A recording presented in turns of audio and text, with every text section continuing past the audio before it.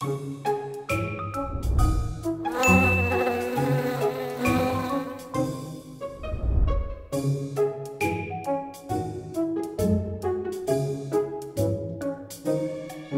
à tous, je suis Gérald Terville, vétérinaire diplômé d'un DIE en apiculture. J'interviens aujourd'hui dans le cadre de notre série Véto-Rucher, la gestion du varroa sans tabou.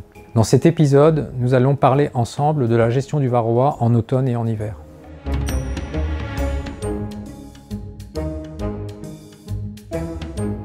On avance dans notre gestion du varroa pour la préparation à l'hivernage. La date de fin du traitement estival est souvent différente selon les régions et selon la conduite biologique ou conventionnelle du cheptel.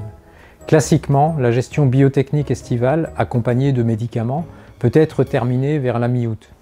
L'application de traitements longue durée, souvent en filière conventionnelle, se poursuit parfois jusqu'en octobre ou novembre selon la date de démarrage du traitement. On va voir qu'en pratique c'est plus compliqué et que la gestion ne s'arrête pas à cette action.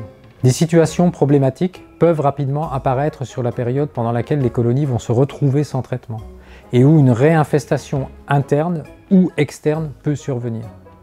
Un point est incontournable. Dans tous les cas, c'est la mesure de l'infestation résiduelle, soit en phorétique avec un shaker, soit en comptage sur plateau.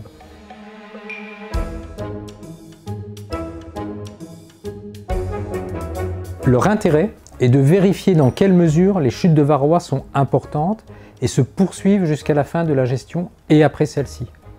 Vous devez pouvoir répondre à la question « Est-ce que j'ai pu amener ma colonie à une charge parasitaire tolérable pour démarrer la saison suivante ?» Quelle que soit la méthode de gestion choisie, il s'agit de vérifier ce que l'on qualifie d'infestation résiduelle. Vérifiez aussi si vos colonies se réinfestent. Et au besoin, il faudra prévoir, s'il n'est pas déjà programmé, un traitement de rattrapage.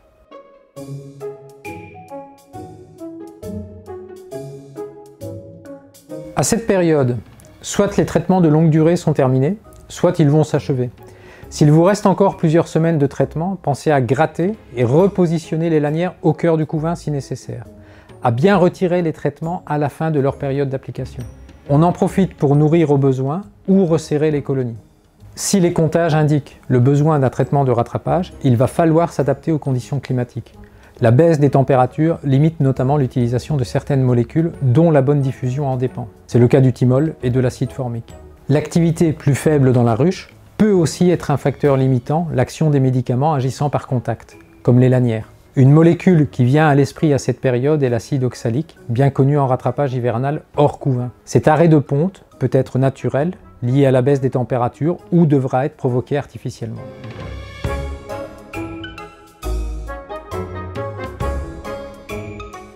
Les actions biotechniques à cette période sont plus limitées, car on vise à préserver la population des hivernantes en qualité et en quantité. Ce qui peut donc nous intéresser ici, comme nous venons de le mentionner, c'est la création d'une dernière période hors couvain sur des colonies définitivement prêtes à hiverner, surtout dans les régions où les conditions climatiques sont trop douces pour obtenir un arrêt de ponte naturel. On pourra donc avoir recours à l'encagement afin d'arriver à ce hors couvain anticipé qui permettra l'application d'un médicament vétérinaire à base d'acide oxalique.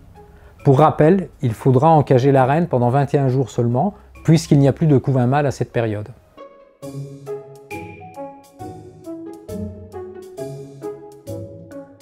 On revient sur la période de fin de traitement estival et d'attente de traitement hivernal.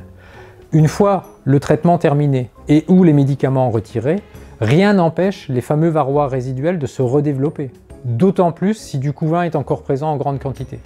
Cette population de varroa continue d'altérer la santé des colonies et de diffuser des maladies notamment virales.